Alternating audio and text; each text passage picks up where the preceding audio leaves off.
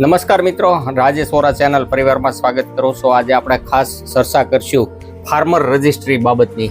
આપણે આગળનો એક વિડીયો મૂક્યો તો ગુજરાતમાં ધૂમ મચાવ્યો વિડીયો એ, અને ઘણા ખેડૂતોએ ફાર્મર રજિસ્ટ્રેશન જાતે પણ કરી લીધું છે। ખૂબ ખૂબ ધન્યવાદ।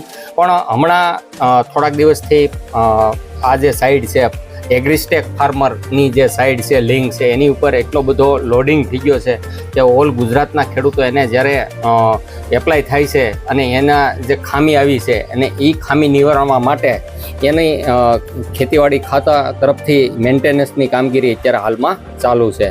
તો મિત્રો, ઘણા ખેડૂતોનો મને ફોન આવે છે અને પૂછે છે, અથવા તો એ લોકો ઓનલાઈન કરતા હોય ત્યારે જ્યારે એનું ઓનલાઈન ન થતું હોય એના કારણ છે કે અત્યારે મેન્ટેનન્સની કામગીરી ચાલુ છે। તો આ જ્યારે શરૂ થયું 15/10થી રાજ્યમાં ઓનલાઈન રજિસ્ટ્રેશન ચાલુ થયેલું હતું અને એની ડેડલાઇન 25 તારીખ સુધી આપી હતી। એમાંય સુધારો કરીને 31/10 કરવામાં આવી છે।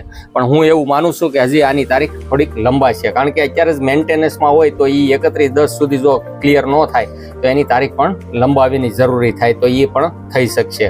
એટલે મારી સૌ ગુજરાતના ખેડૂતોને અપીલ છે કે અત્યારે આ મેન્ટેનન્સની કામગીરી ચાલુ હોય ત્યારે મોબાઈલથી અથવા તો લેપટોપથી અથવા તો કોઈ જગ્યાએ કેમ્પમાં કોઈ જગ્યાએ અત્યારે કામગીરી થતી ન હોય તો વેઇટ એન્ડ વેઇટમાં રહેવું, અને જ્યારે મેન્ટેનન્સની ખામી દૂર થઈ જાય પોર્ટલ ઉપરથી, એટલે ગવર્મેન્ટ એટલે કે ખેતી નિયામક જે ખેતી વિભાગ જે કહેવાય છે એ આપણને સમાચાર પત્રો, સોશિયલ મીડિયા મારફત અને દૈનિક પત્રો એમાં જે આપણને જાણ કરવામાં આવશે, તો ત્યારે રેગ્યુલર આની ઓનલાઈન થઈ શકશે।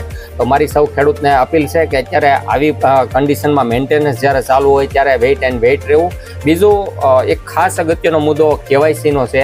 અત્યારે હાલમાં ગુજરાતમાં એક બીજો કોઈ મુદ્દો ટોપિક જો ચાલતો હોય વધારે તો કેવાયસી છે, અને કેવાયસી ઘણી જગ્યાએ કરવાનું હોય છે। એમાંનું એક કેવાયસી એટલે રેશન કાર્ડનું કેવાયસી છે।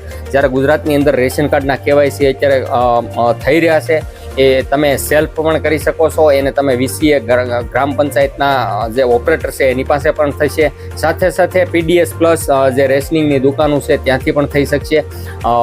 આધાર જેને લિંક હશે મોબાઈલ નંબર સાથે તો એ લોકો આમાં કરી શકશે, અથવા તો તમારી નજીકની મામલતદાર કચેરીમાં ઝોનલ કચેરીમાંથી તમે એને કેવાયસી કરી શકો છો। એક કેવાયસી ખૂબ જરૂરી છે, તો એ પણ આની સાથે આ વિડીયોના માધ્યમથી હું કહેવા માગું છું કે તમે જે લોકોને આજુબાજુમાં બાકી રહ્યા હોય તો એ લોકો પણ કેવાયસી કરી નાખે। ધન્યવાદ સાથે રાજેશ વોરા, આભાર।